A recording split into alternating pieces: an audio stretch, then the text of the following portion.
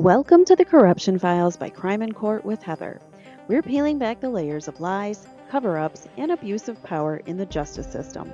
Buckle up as we expose the truth. Let's begin.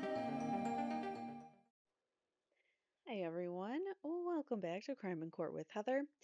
This is the Corruption Files, and today we're going to be talking about an old case, but a good case. This is, not good in the sense, like, no real wrongful conviction is good, but it is a very intriguing case. It has always intrigued me. We're going to be talking about the West Memphis Three. So, this was a triple homicide that happened back in the 90s, and the three young boys, I'm going to call them boys because they were 18, 17, and 16 at the times of the crimes that they were alleged to have committed. They were basically railroaded, and it was a modern day witch hunt, but with Satanic Panic instead. So, we're going to talk all about that in a new series that I just launched on last Saturday. Badge of Dishonor is a new series where we're going to go over different things regarding like law enforcement, different interactions with law enforcement and civilians, and analyze them and see where constitutional rights are, blurred a little. That line is blurred. So that's what we're going to be doing in that series. And for the premiere, we actually premiered the very first taped coerced confession from Jessie Misskelley in the West Memphis Three. So we listened to that. I did a brief overview about the case. We're going to do a much deeper dive today about the West Memphis Three. Some of it might be a little bit repetitive from that very beginning, but I only talked for, a couple slides, so this is a lot more in depth. All right, so first let me shrink myself. So here I have prepared a presentation for you. As you can see, this is a picture of, this is Jason Bald, if you're following the circling mouse. This is Jason Baldwin, Damien Echols, and Jessie Misskelley. And then again, as they're older, Jason Baldwin, Damien Echols, and Jessie Misskelley. So I liked putting their photos kind of side by side. They were babies. I'm telling you, babies. If you look at a picture of Jason Baldwin, especially because he looks a lot younger than his age. And when we go back, or when we go through this presentation, you're going to see pictures of him where he looks like a baby to me. I mean, I'm 40, so a 16-year-old that looks much younger than his age looks like a baby to me. So, all right, so let us dive in. We're going to be talking maybe some coerced confessions and some current DNA testing that might be happening. So let's get started. The introduction here. The police, hold on, let me do this better. Okay, so, sorry, I'm just fixing my screens here. So the police corruption, coerced confessions, and the 2005 DNA fight. So in 1993, there was a triple homicide in Robin Hood Hills in a small town named West Memphis, Arkansas.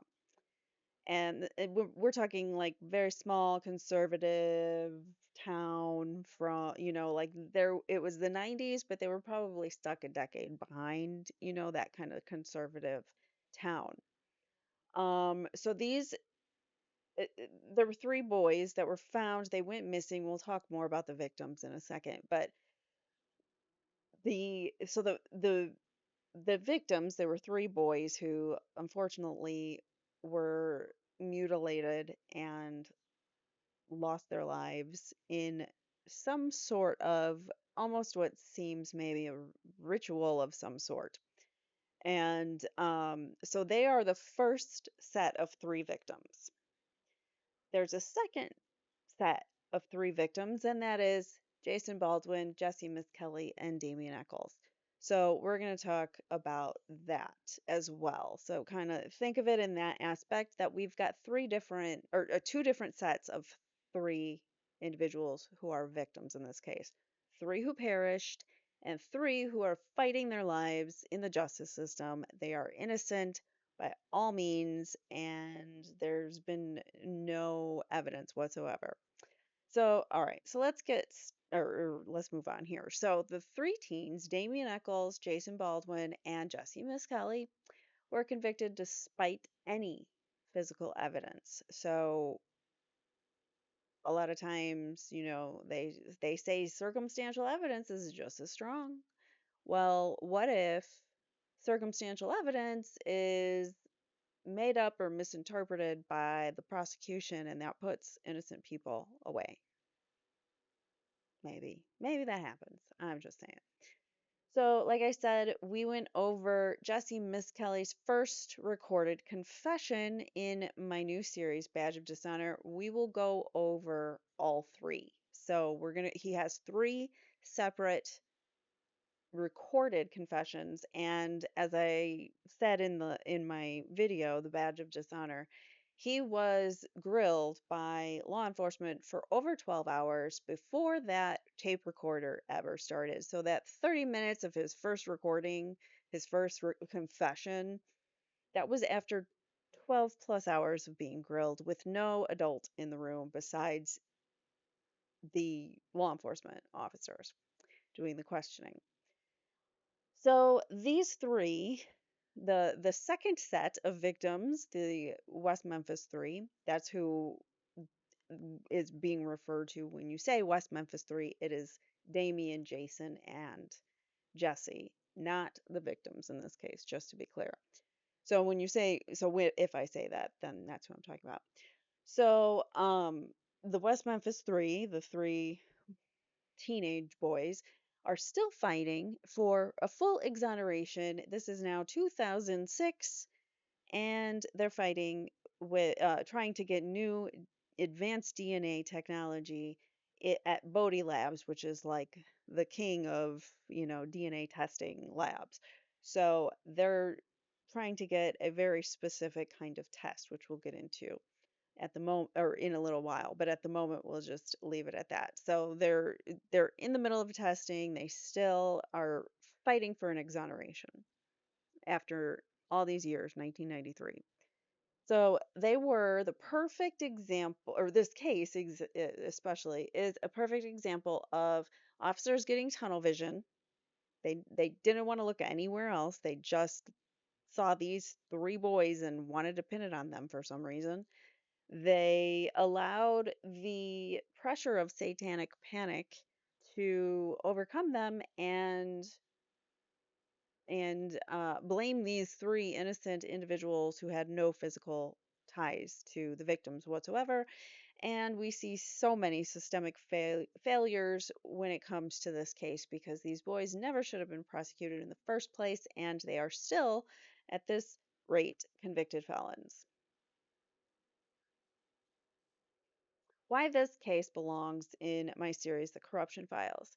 It highlights coerced confessions, which we talked about in multiple episodes of many things in my many series, many different cases. We've talked about coerced confessions. They're very easy. They're very easy to get. You don't have to do a whole lot to coerce a confession, especially in situations where the cops are hold on one second. Sorry about that. My dog needed her blanket and it was not cooperating with her. I needed to lift it up for her. Okay, so I forgot where I was. We talk about coerced confessions all the time in this case. In Not in this case, on this channel. Sorry. Now I'm like all scatterbrained. So on this channel, we talk a lot about coerced confessions, and they happen quite regularly, especially when someone of authority is sitting there next to someone and they're nervous, and maybe someone in authority might mistake that as guilt. Happens often. Withheld evidence also took place in this case, which is why I think there was some corruption happening because after their first trial, So even after their conviction, they were trying to get the shoelaces in this case, which are very important. The shoelaces in this case, they were trying to get tested, and they were blocked many times. They were told, first of all, that the shoelaces and all of the critical evidence in this case got burnt up in a fire. Well, that's not true. And they were found much later on. So, withheld evidence, prosecutorial overreach. They used the Satanic Panic and the fact that Damien Echols wore black. He wore all black, and he was into the Wicca, the religion of Wicca, that's I guess what it's considered. I think it's like a pagan religion, but it's a religion, and he's allowed to believe in it. But yet they mistook that or misrepresented that as his guilt, him being satanic. They used that satanic image that they were trying to portray of Damien to make him guilty. So, character assassination, they really exaggerated the Wicca stuff and the all black stuff, and he listened to rock and roll, Metallica, oh boy. So apparently, if you listen to Metallica, you are a devil worshiper. Um, this case also shows how fear and the flawed investigation, flawed policing can lead to a coerced confession, something that can destroy innocent lives. So one person made a confession and the cops coerced that confession into including these two other individuals. So now you've got a confession that not only implicates one person, but two other people, and their lives are now destroyed. They were teens when they went in, men when they came out, but all that time is lost. They can never get that back. So even if they are out now as convicted felons, they still don't get that time back. They still don't get to be kids and grow up and learn to be an adult in the world like all of us got to do regularly. The regular people get to just grow up. Well, these three didn't. This case, I don't know why it says members get access early. But that is that I think that was part of something else, and I think I might have edited that other part out. Members do get this early, so if you are interested in becoming a Justice Insider, you get all of my videos with the exception of Badge of Dishonor, because that is going to be a premiere only on Saturdays. But every other show, series, The Corruption Files, and I'm totally blanking on my series names. I'm just not with it. We just got a puppy, so it's been a little frantic around here, a little chaos. So members get early access for the corruption files and all my other series besides Badge of Honor. Why am I not thinking? So Innocence Lost, which is actually on hiatus right now. Um, trial transcripts exposed, where we read trial transcripts just straight up. And then we also have, what am I thinking? What am I missing? Brain is not working. Trial transcripts exposed. This, members get a debunked and dissected. That's their members only series. And yeah, they get a whole bunch of stuff. So go check out that tab if you are interested, the membership tab. Um, and hit the bell, subscribe. Even if you're not a member, it does help the algorithm. It helps me tremendously. Some of my videos just get like shadow banned or something because I don't like to censor my words, I think is what it is. Roadmap. So basically this case is the roadmap for this case was they got a crime scene, they got a confession, they had trials, And that was that. They got him. They got him in imprisoned until much later in time. And now we're getting more updates because Damien Echols has been going through an appeals process, which is the only reason why we are getting more updates and getting more testing done.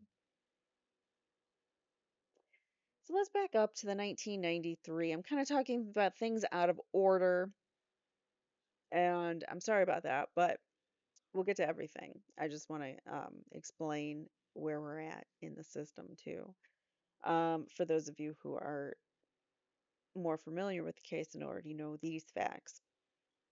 So let's back up to 1993, the Robin Hood Hills murders.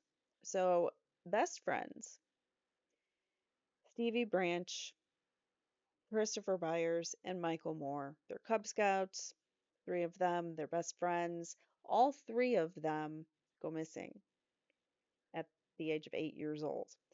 They were last seen on May 5th, um, riding their bikes. So they were riding their bikes around 6 p.m. People saw them. And they were found the next day in a drainage ditch, all of them naked, severely mutilated, some more than others. Christopher Byers had more mutilation, but they all had some mutilation in one shape or another, some form or another. I read the autopsy report, so all three of them had mutilation, possibly genitalia mutilation or rectal mutilation. So not a pleasant demise for these boys, to put it lightly. Severely mutilated, hog-tied with shoelaces. That's why those shoelaces are very important. So they were hog-tied with the shoelaces, and they were showing signs. Some were one of them showed signs of drowning. So they were alive when these things were being done to them. And there's also blunt force trauma, which is attributed to their deaths as well. One of them drowned, and the other two blunt force trauma. Discovery of the bodies in the drainage ditch. So the bodies were discovered by a search party, and they were laying in shallow water near like a creek or something. The crime scene immediately was contaminated by police, onlookers, searchers, all the people wanted to come and see. It's a small town, it's the only thing happening in town. Everybody wants to be there and trample all over the crime scene. It was not cordoned off, and so everything, therefore, after is tainted. Autopsies reveal severe beatings. So, severe. And Byers, especially Christopher Byers, had severe genital mutilation. He had rectal mutilation. He was, I believe, missing his testes and missing part of his skin off of his penis. I'm sorry to be graphic, but I want you to know I want you to know how brutal these crimes were. And to think that these three teenage boys did this is alarming to me. So, the brutality of the crimes, as I said, very brutal. We are going to read a couple autopsy report paragraphs. You don't have to listen if you don't want to. It's basically what I just repeated, but yeah, trigger warning now. So, this is from the Supreme Court of, oh, sorry, it's not the autopsy. I thought I did the autopsy. This is actually a little less graphic, but this is coming from the Supreme Court of Arkansas's decision that was made in 1996 about this case. So it says all three corpses had their right hands tied to their right feet and their left hands tied to their left feet. Black shoelaces and white shoelaces were used as ligatures. Those are what are going to be tested in this advanced testing that we're going to get to in a minute.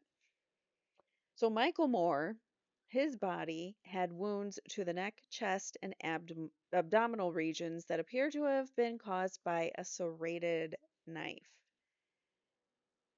Note, there were never any serrated knives found. There were never any weapons found to match the crime scene. So no weapons, no physical evidence that ties the West Memphis Three to the victims. There were abrasions over his scalp that could have been caused by a stick. Dr. Frank Peretti, a state medical examiner, testified that there was bruising and discoloring comparable to that frequently seen in children who are forced to perform oral sex. So there is extreme signs of extreme SA. Dr. Frank Peretti is the the assistant medical examiner, or whatever his title is, um, who did the autopsy. So he actually did the autopsy.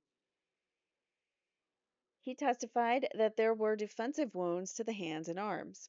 Moore's anal orifice was dilated and the rectal mucosa was reddened. Dr. Peretti testified this injury could have come from an object being placed in the anus. Finally, Dr. Peretti testified that there was evidence that Moore was still alive when he was in the water, as there was evidence of drowning.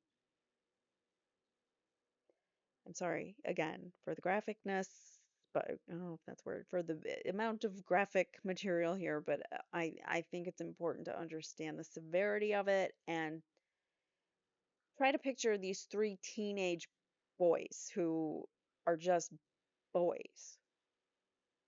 They're children doing this.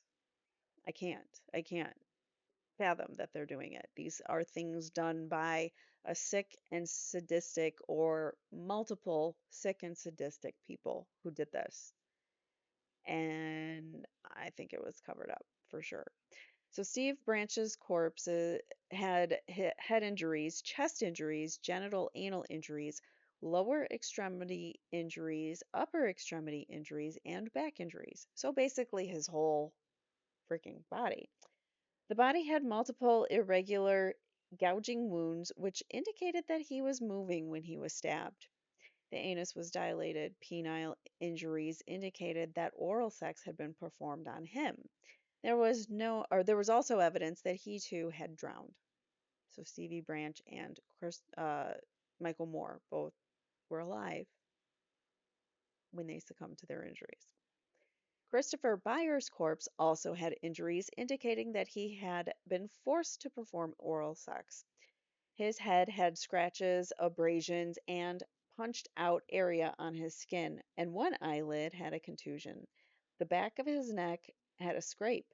The inner thigh shad, the inner thighs had, there should be a space there, the inner thighs had diagonal cuts on them. The back of the skull had been struck with a stick-like broomstick size object. A stick-like broomstick size object. So big long stick. The skin of the penis had been removed and the scrotal sac and testes were missing. Missing. So not only were they removed, they were missing. Were they ever found? No. Did law enforcement find them on West Memphis Three? No. But yet, we're supposed to believe that the West Memphis Three did this.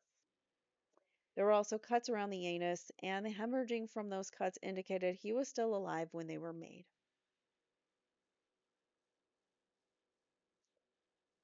Disgusting. Disgusting human beings did this.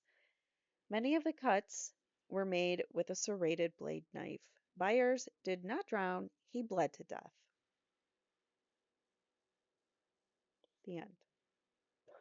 Sorry to have put you through that, but I wanted you guys to know, because, I mean, you kind of know some of the things, but unless you actually read the court docs like I did, you don't realize how horribly brutal their crime scene was. and their deaths were. So Satanic Panic takes over the West Memphis area, West Memphis, Arkansas. How the 1990s, fear poisoned the entire investigation. So, Satanic Panic is basically like a witch hunt, a modern day witch trial for someone who you just want to claim is different. So, Satanic Panic was like everybody thought everything was satanic.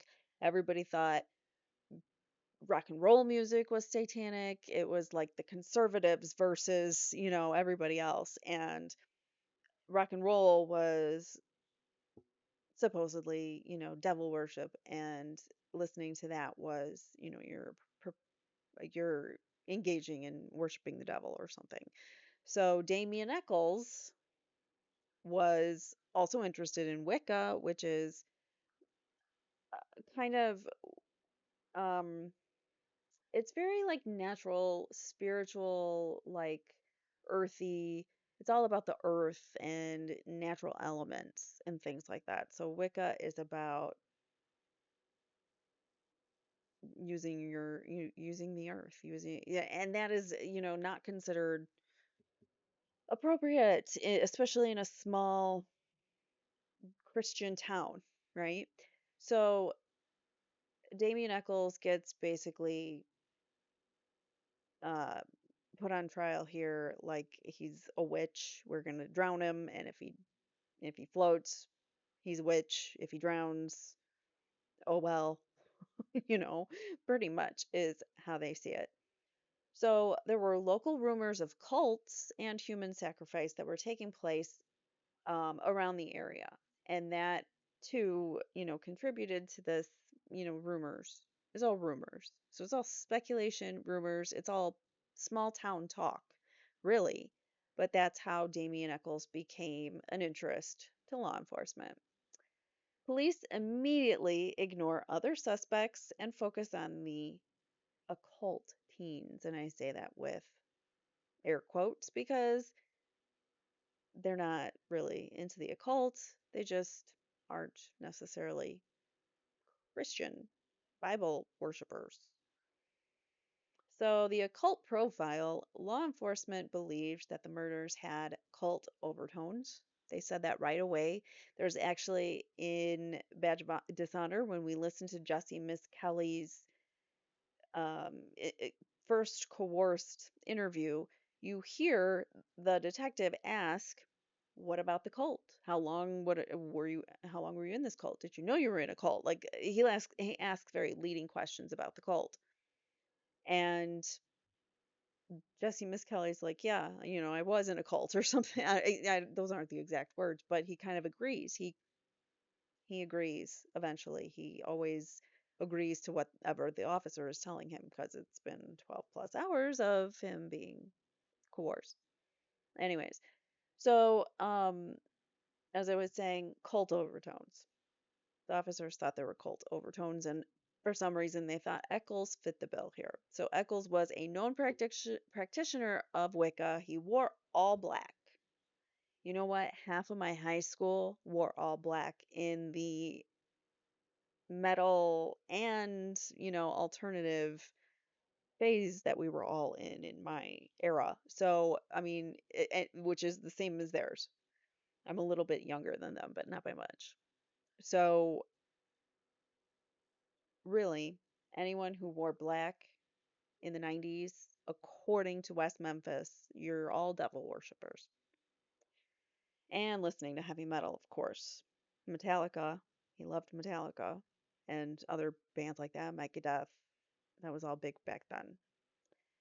Police interpreted these things as indications of him being violent, of Eccles being violent and having a satanic personality, whatever that means.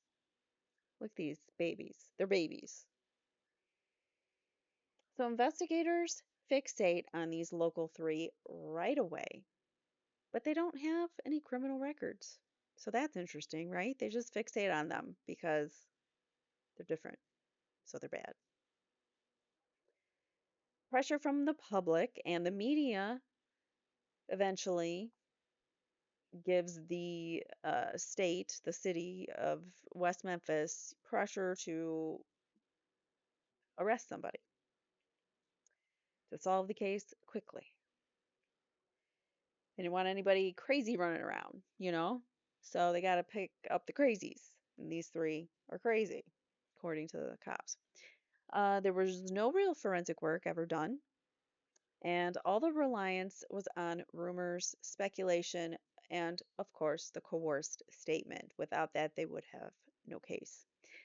This is a classic example of confirmation bias for cops in a small town when they're uh, narrowly focused on one or certain individuals. Who were the West Memphis Three? So, like I said, Damien Echols, Jason Baldwin, and Jessie Misskelley. Damien was 18. He was considered a troubled teen with occult books and heavy metal interests. Jason Baldwin and Damien were like, they were buddies. They were best buds. I'm not on camera. Buds. Um, so Jason and Damien were really the best friends. And Jessie Misskelley, I think, lived near them and just kind of, they let him kind of hang around. I think I've heard that in an interview with Eccles, or maybe it was Baldwin, I don't know. But kind of just the fact that this kid that they sort of know and sort of hang around with implicates them in a crime is crazy to me. So Jessie Misskelley is 17. Oh, what I was saying, Jason Baldwin is a loyal friend to Damien. They have no prior trouble, no criminal arrests or anything like that. And then Jessie Misskelley, he is considered to have mild intellectual disability because he has a very low IQ. And as we learned in the read technique episode,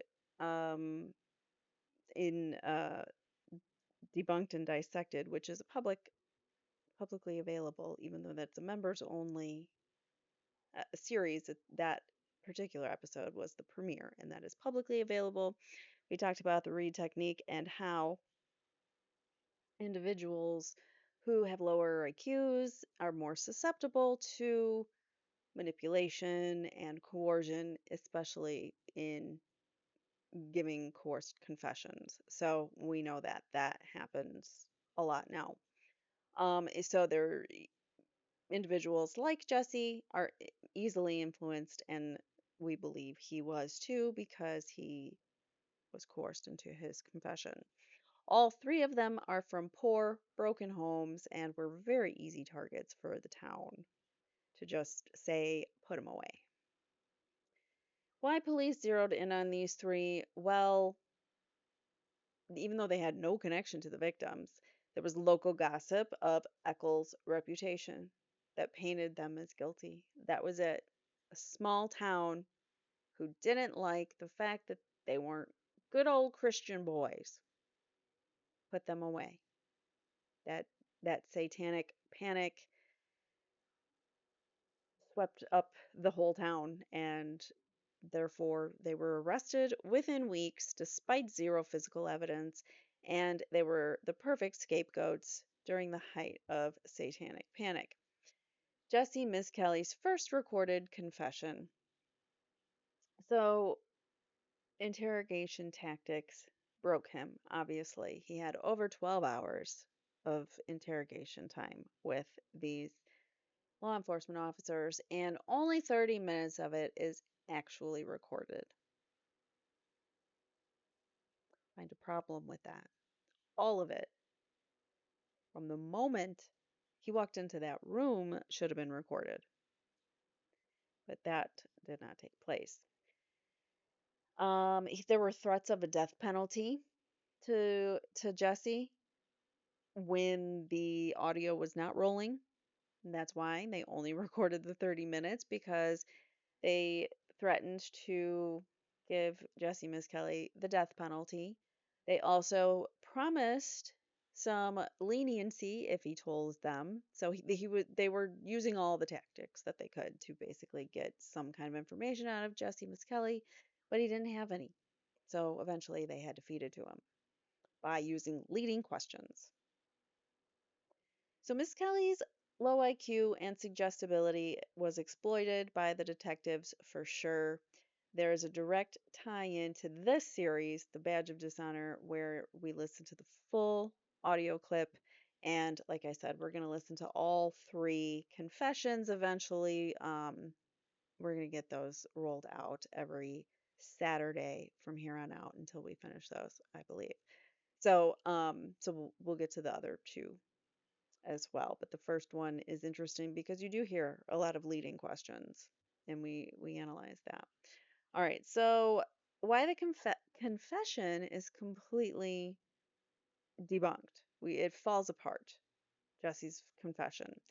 Well, first of all, multiple major inconsistencies, especially with the time. Like he didn't even get the time right. He got the wrong time of the day. He said he was there at 9 a.m. And the cops were like, "You mean 7 p.m. or whatever time it was, 6 p.m." He also he also used the wrong weapon in his description and the wrong location details. So, if you're guilty, how do you get all three of those wrong? Jessie Misskelley recanted immediately after he was with those officers and he wasn't being pressured by them anymore. He immediately takes back his confession, which is very common in coerced confessions because the minute you get a moment of clarity, you're like, what the hell did I just do? Why did I do that? Because after that or before that moment, you were being heavily manipulated by the cops who take courses in how to manipulate people to get confessions. So, don't feel bad. It's not just you, it's what they do. And then, of course, experts are later called, or experts call later call this classic false confession due to coercion. So there are many experts who say Jessie Misskelley is definitely coerced during his confession, and I mean, it can be debated, but there are many reasons why it is coerced, especially the fact that first 12 hours is missing. The shocking lack of physical evidence. Zero forensic links to the West Memphis Three. There's no DNA, no fingerprints, no blood, no hair, no fibers that match any of the three. There is supposed bite mark evidence that they thought were on the boys, but then it was later debunked that I don't think it was actually bite marks. Oh, actually, yes, I do. No, take that back. I forgot the story. Now I remember it for just a second. So, bite mark evidence was later debunked by modern forensic science. Also, see my members only debunked and dissected episode about bite mark evidence where we debunk that. It's very unscientific. But years after the trial, forensic experts for the defense claim that there was a bite mark that was missed by the medical examiner and was not identified in the autopsy, but their expert claims that there was a bite mark on Stevie Branch's forehead. This information was not in the autopsy, like I said. Um, Perhaps maybe that was hidden. But can we be sure if it really was a bite mark? We don't know, and we'll never know now because immediately after, this is very, very bizarre. They were trying to get, the defense was trying to get some permission to do bite mark analysis and whatnot. And John Mark Byers, as you can see, he is pictured on the screen with us or with me. He is the stepfather to, was it Stevie? No, he's Christopher Byers' stepdad. Terry Hobbs is Stevie Branch's stepdad. So, but they're both kind of suspects. So let me back up. So John Mark Byers, he was in the Paradise Lost trilogy documentary, which was excellent. Go watch it if you have not seen it and you have HBO. It's great. It's worth a month of rent just to watch those three if you're into true crime because it is such an injustice. But anyways, so bite mark evidence was later debunked by modern forensic science that we know. It's not really evidence, but in this case, it can be used to exclude some individuals. So none of the teeth marks match the defendants. So we know that. We know that much, that the teeth marks that we think are on Stevie Branch's forehead did not match any of the defendants. However, after, all these tests and things, and this comes up in post-trial appeals and stuff, John Mark Byers is asked by a judge, or is presumably going to be asked by a judge to do a bite mark analysis with his teeth, give his teeth for an exam. And he removes his teeth after a judge orders it. Isn't that weird? Right? So John Mark Byers now has dentures because he didn't want to give his teeth impressions. Just saying. So, anyways, that's that about the teeth marks. All right, so also the satanic knife that they seized from Jason's home, according to them, they said it was satanic, which is a bunch of hooey. And it was never linked to the murder. So there was a knife that Jason owned, and you can Google it and you can find it yourself. It's a small knife. It's not really much, it's not much of anything to look at. But they seized it from Jason Baldwin's home and potentially say it's satanic, but it doesn't have anything to do with the crime scene, so it shouldn't even be relevant. But moving on. The murder weapon or weapons were never recovered. So even though they found this satanic knife that was Jason's, it still wasn't the knife that was used, so why does it matter? This is Terry Hobbs. So this guy here on the screen, that is John Mark Byers, Christopher Byers' stepdad. This is Terry Hobbs, and he is Stevie Branch's stepdad. Michael Moore lived with his mother and father, his biological father. So they don't even really come into the picture. But these stepdads, I have questions about pretty much every stepdad. You gotta be safe and careful. Just saying. So crime scene contamination and missed opportunities. The police walked through the scene without proper protocol. Like I said, that wasn't cordoned off, it wasn't taped off. There were alternate suspects like Terry Hobbs and John Mark Byers that were never investigated in the first place, and later DNA testing points away from the West Memphis Three entirely, which is why they got the Alford plea to be let out. Prosecutors relied on confessions and rumors instead of science in this case. The trials and 1994 convictions. They had separate trials. So Jessie Misskelley had a trial by himself, and he was tried first. His confession was played against Echols and Baldwin. Echols and Baldwin had a dual trial together, and it was self-titled a self-titled cult expert testified They were not allowed to, or they should not have been allowed to testify, but they were allowed to testify regarding occultism in items that were found in the defendant's rooms, like Metallica posters, music posters, specifically Master of Puppets, the album, a CD or whatever they might have had back then. Probably a CD. Books. Stephen King books was used against him.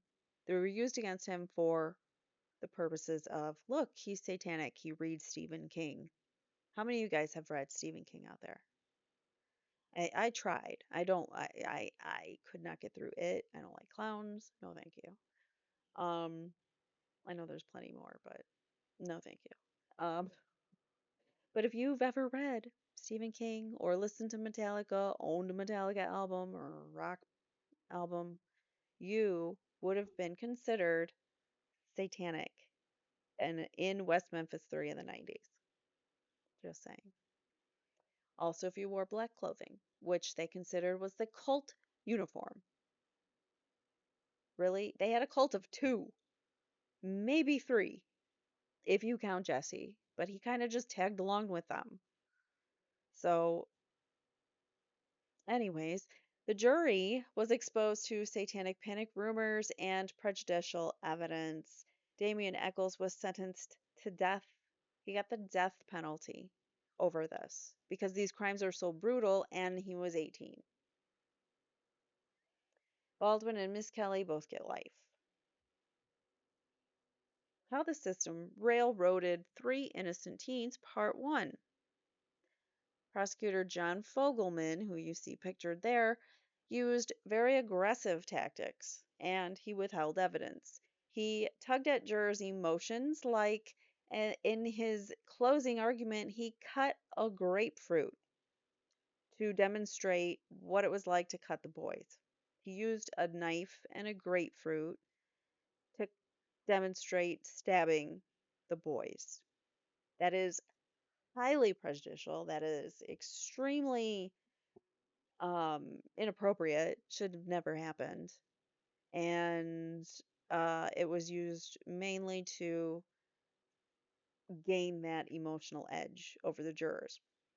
He also used dehumanizing language, like calling Eccles soulless, or in some form or another. Like he said that he has no soul. He said, called them names and basically witch, you're a witch, satanic, you're satanic. It's basically the same thing. So, that's what he did. Made the jurors believe that they were bad people, bad kids, even though they weren't. Defenseless claims, or the defense claims, because I can't read, so let me make that bigger. The defense claims improper closed door communications with a judge. So this jerk off, John Fogelman, possibly potentially had oh, sorry, that was loud on my mic. Ex parte communications. Which would mean you're not supposed to do that, number one. Number two, it would mean that they were having communications without the defense available, the without the defense knowing what they're talking about. The judge could have and him could be colluding in something. So right away, if that were true, both of them should be recused, the judge and this jerk, John Fogelman. He also abused his subpoena power, and he was unreliable. He used unreliable informants in getting evidence on people. The West Memphis Police Department claimed that all of the key evidence was destroyed in a fire. I said that in the beginning. And the defense the defense went to the West Memphis Police Department and was searching for files. They searched on the defense team. So not the prosecution. The defense actually went there post-trial And in 2021, so not that long ago, they actually found a box intact in the evidence room with all of the key evidence. And guess what? The shoelaces were in there. All of the key evidence, including the shoelaces, which we were told were burnt up in a fire. Part two. This is the other a-hole, Judge David Burnett, who had some biased rulings throughout the trial. Mainly, his rulings benefited the prosecution, which, where have you heard that before? They usually do. But he impeded the defense's ability to defend themselves. He really didn't allow them to defend themselves by a long stretch, you know. They didn't get to go into their full strategy. Um, he engaged in proper jury communications, potentially. There's rumors of him going into the jury room during the deliberation without an attorney. He just walked right in there to talk to the jurors during the process of deliberation. So, what the hell was said? We don't know, but that is what he is alleged to have done. He also allowed that unreliable cult expert in to talk about, Metallica being satanic or whatever. And then he simultaneously, can't say the word right now, was also running for a Senate seat at the same time that he was the judge presiding over this case. And wouldn't a closed case over something so brutal possibly get him votes? I wonder. He never should have been either running for Senate or presiding over the case. He also denied post conviction DNA testing. So, what does that tell you right there? To me, denying post conviction DNA testing means he knows that the DNA is going to come up, not those people, not the people that are in prison for it. So, we got to hide it. Their convictions were secured with zero physical proof, and fear basically won the day, which is how they got railroaded. And the outcome in 1994 was that 3 lives were destroyed despite no forensic evidence. Paradise Lost and The Public Awakening. As I've stated before, the HBO documentaries are excellent. There's 3: Paradise Lost, Paradise Lost 2, Revelations, Paradise Lost 3, Purgatory. As you can see on the screen, those are the covers for them. So Paradise Lost and their sequels brought a ton of attention to this case and the flawed investigation and the coerced confession and all of it.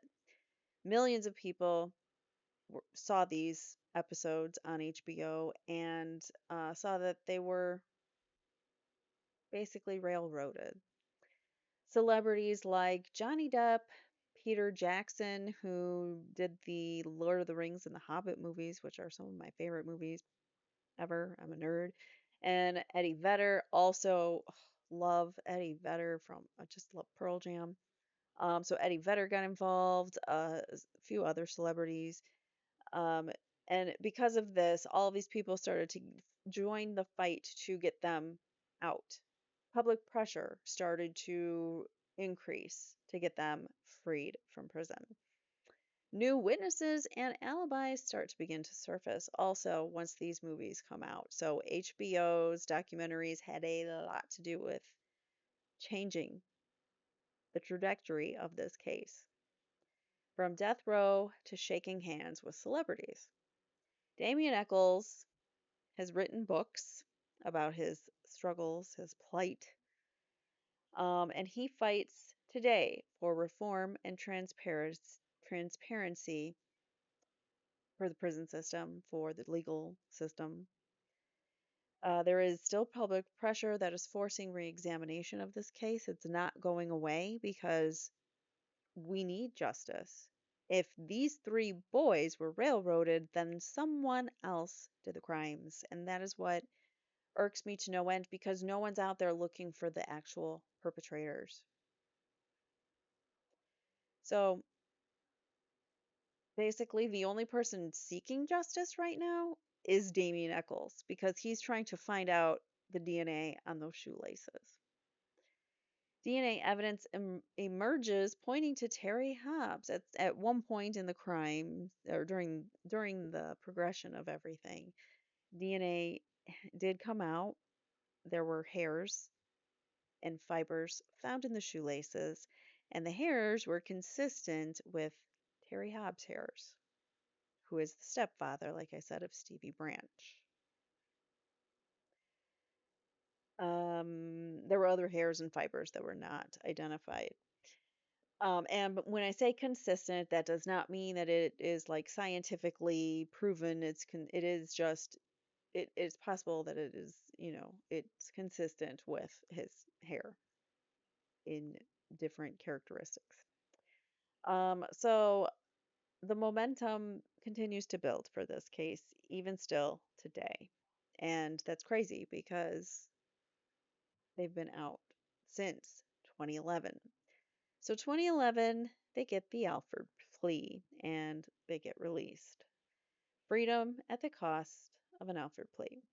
On August 18th, 2011, all three of them were released from prison after 18 years. They were allowed to plead guilty while maintaining their innocence. That's basically what an Alford plea is. It means, hey, we the state have all this evidence that can convict you. You even think that it can convict you. You're admitting that it can convict you, but you can maintain your innocence. You're still going to be a convicted felon when you get out, and that's what happens. So they they were allowed to plead guilty while maintaining their innocence, and they avoided a retrial. So basically, it keeps them from having to do another trial, the Alford plea. The state, oh, sorry, the judge states on record, no one knows who killed those boys, which is kind of the point, isn't it? So we're now, the state is now saying, well, we don't think you did it, but we're going to let you take the fall for it because we don't know who killed them, right?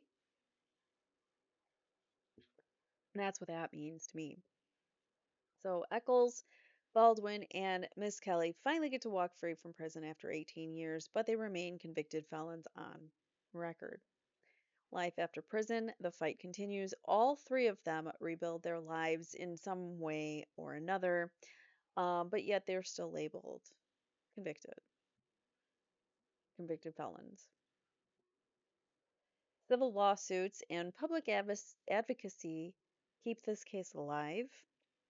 Ongoing battle for full exoneration and record clearing is continuing mostly with Damien Echols, who is trying to get those shoelaces retested. And this is a perfect example of the justice system forcing a compromise because there really are no winners in this. I mean, the compromise is what? You still get to be convicted on paper, but you're not in prison now. You're still a prisoner of the system, right? So they still can't do the things that that non-convicted felons do. They don't get to walk around, without that blemish. Excuse me, I got a cough. Sorry, I want to do that on camera. All right, so they're still convicted felons and they still have that blemish on their record. Um, and this, like I said, there's no winners because the state doesn't win. I guess the state comes out the best because they don't have to retry. They don't have to redo their case because it's a bad case, and the only thing they have is a coerced confession, which probably wouldn't come in the second time, which is probably why they allowed the Alford plea. So there's that. I don't know. maybe it would have come in, but maybe it would have given it less weight. I don't know. Somehow I think that they would have had a better shot of being being uh, told that they are not guilty by a jury instead of guilty this time. So if they had to redo it, but the state didn't want to do that. So I guess they're the biggest winner. But in the end, the victims and their families are still not getting justice, and these three aren't getting justice. They had to endure some shit from the system, and they still are, unfortunately. And let's move on to the next one. 2025 DNA testing update and current status. So, talked about this new testing. The path to full exoneration for the West Memphis Three means finding the actual perpetrators at this point. That's the only thing that's going to exonerate them. So in 2007, the defense actually finds a hair in Moore's ligature, which is found to be a genetic match to Hobbs, to Terry Hobbs, the top picture here, Terry Hobbs, Stevie Branch's stepfather. So that excludes the West Memphis Three. A hair from Terry means it wasn't West Memphis Three who tied those ligatures. But, you could still argue, well, it was transferred on or whatever. Okay, fine. But you still didn't find West Memphis 3 DNA. So in 2007, they were still in jail, prison, I should say. But 2011, they got the Alford plea. So 2007 kind of catapulted them getting the Alford plea because they found this hair that would belong to Hobbs. 2020, now they're out, and in 2020, Echols' legal team and the Innocence Project, together combined, have petitioned Arkansas courts for post conviction DNA testing. This includes, so in April of 2024, the Arkansas Supreme Court rules in favor of Echols, saying, yes, you can test these shoelaces. And the justice system, especially post trial, takes a very long time. And post trial exonerations, post trial relief for finding your exoneration or getting your exoneration is very rare. So the fact that he's even allowed to do this testing is kind of extreme. It's kind of rare because usually it's only people in prison that they do this for. And then in August of 2025, so over a year later, Crittenden County judge finally approves the testing. So the Supreme Court had to approve it. They ruled in Echols' favor, and then it must have gotten remanded back somehow to the county judge, and they approve it for testing late 2025. So we're talking like November, December.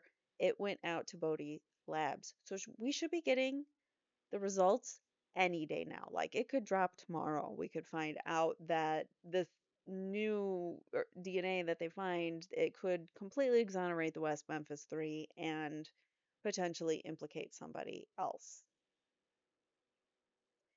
Like I said, it could clear West Memphis Three and support alternative suspects like Terry Hobbs, who is Branch's stepfather, and Mark John Byers, who is Christopher Byers' stepfather. But the state still resists full innocence declaration. They just won't do it because it admits that they failed, that they made errors. It admits a massive miscarriage of justice. It would make them have to reopen the case, which they, I'm sure, don't want to do because basically they just want a closed case. Or so it seems. And like I said, post release turnovers are very rare. So if they do get this, and I think that they should, and I think that they will, if and when, you know, the right things fall into place, I think they will get it because it's clear that there was no evidence against them. So let's talk about this new DNA testing. It's a breakthrough that just started, or we just learned about, and it's cutting edge technology that is underway at Bode Labs, which is the famous like labs in Virginia. I think they might be they're either used by Quantico or they are part of Quantico. I don't know. I think. Anyways, they do all this high tech testing, of course, and with that comes this MVAC technology, which is what's going to be used for these shoelaces. It can use a water solution that can extract DNA from different kinds of surfaces like fabrics and other things. Uh, so it can get DNA that wouldn't necessarily be available otherwise. It's also 200 times more sensitive at detecting DNA. So it is going to be 10 times more 10 times more than if you just like take a swab and do it. It's going to be 200 times more sensitive than that. So if we have the technology, we should absolutely do it. So, like I said, the shoelaces and other items are going in for testing. The con of this, the only con that I see of this test is that it is destructive. Once you put the item in and do this test, you can't repeat it, you can't do it again. It's one and done. So, it destroys the preservation of that DNA. You still get the test, you still get it once you get the results, but you can't replicate it, you can't try again. So that's really the only downfall. It also focuses on DNA that was found on clothing and the victims and their clothing. Um, the clothing found at the scene, things of that nature. So anything, other evidence that was found, including, DNA on the victims and clothing, they're going to try to do some additional testing on those things.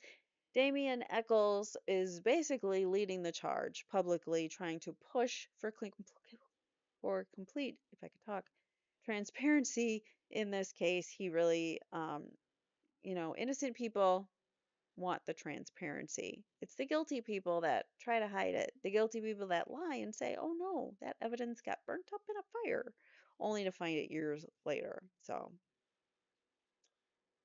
who's telling the truth and who isn't? Potential. This case, this testing has the potential to find the actual real killer, or at least definitively clear the West Memphis Three. So, oops, something just fell. Sorry about that. We are doing our best here. Corruption exposed, lessons for today. The real victims in this case are the West Memphis Three and, of course, the victims of the case.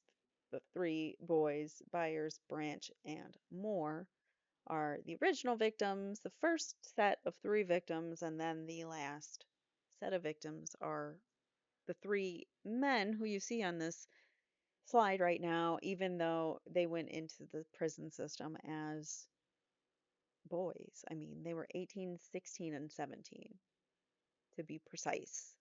And they came out 18 years later. You don't get to develop your adulthood at that time, which is uh, so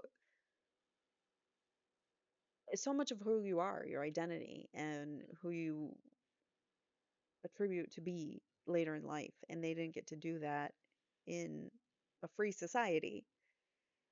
So their lives were stolen, 18 years stolen from them due to coercive interrogation tactics and evidence contamination. They didn't even try to really be accurate or whatever in to be precise and accurate and to use proper techniques in investigation in crime scene recovery. The officers also had tunnel vision, of course, we know, and they ignored alternative suspects. Prosecutorial misconduct was also a part of this, as well as biased judicial ruling. So, all of those things combined, I mean, there was a lot, but all of those things combined attributed to the loss of 18 years times three individuals who didn't get to grow up and become the men that they were supposed to be. Now they became the men that they had to be due to their circumstances. Not saying that who they are now is bad. I mean, I'm sure they are awesome and strong characters and very resilient after having to go through what they've gone through at this point in time. But I'm sure it wasn't easy. And I'm sure it wasn't easy for their loved ones too that sat at home knowing that their son or cousin or whoever was actually innocent and sitting in a prison basically rotting away. It'd be awful for family members and the three of them who had to suffer. So, um, finally, I think this is the last slide. Yeah, okay. So this case, the West Memphis Three, is a warning against modern day witch hunts or satanic panic and rushed convictions.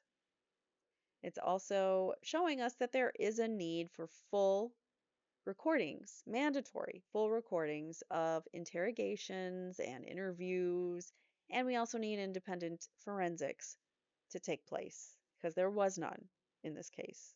They didn't even try to corroborate any kind of physical evidence to the West Memphis Three. It was basically the confession and character assassination. So support of innocence organizations that fight for cases like this is very important to get that message out there and for people to know that the justice system is very biased in the first place. And so that person that you're seeing in court when you're the jury member and you see that defendant, you should give them the benefit of the doubt. You should believe that they are innocent until proven guilty because the state has the burden. And up and until they do prove that to you, you should think of them as innocent. And a lot of people don't do that, unfortunately. Um, Finally, there's more sources on this case everywhere. So obviously, the Paradise Lost documentaries that I talked about on HBO, Eccles Damien Echols has written some books. I can't remember the name of them off the top of my head right now. And then also, we will continue going over Jessie Misskelley's coerced confessions in Badge of Dishonor episodes. And we are getting close to completing the Delphi transcript read. So, my question to you guys is when we're done with that, should we read another transcript? Should we read the West Memphis 3 transcript?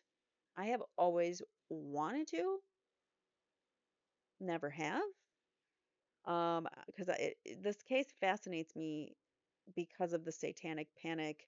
He's a witch, you're a witch, everyone's a witch, we got to burn them at the stake type of mentality. So, I'd be willing to read the transcripts of probably Damien and uh, Baldwin's would be more interesting. But Misskelley, we could do Misskelley too. If you guys are interested, let me know in the comments below because that would be something I'd be interested in is reading through their transcripts and I would commit to that for you guys if you want. So let me know in the comments below. Let me know what else you think of this insane case and the Satanic Panic era. It feels like we almost are in that again, but it's just called different things. Now you're a NAZI word or whatever it might be. There's all these name calling now, and it almost seems like that's today's version of witch trials, especially on social media. Everybody's just calling everybody names. So it just seems like if you're different or you don't believe the things that I believe, we're gonna point at you and call you guilty of something. So that's my take on the West Memphis Three and pretty much what happened. So thank you guys again so much for watching, and I really appreciate it. Don't forget to hit that like, subscribe, and I will see you guys in the next one. Take care. Bye now. That's all for now of the Corruption Files. Thanks for digging deep with me. Like, subscribe, and comment your theories below. See you next time.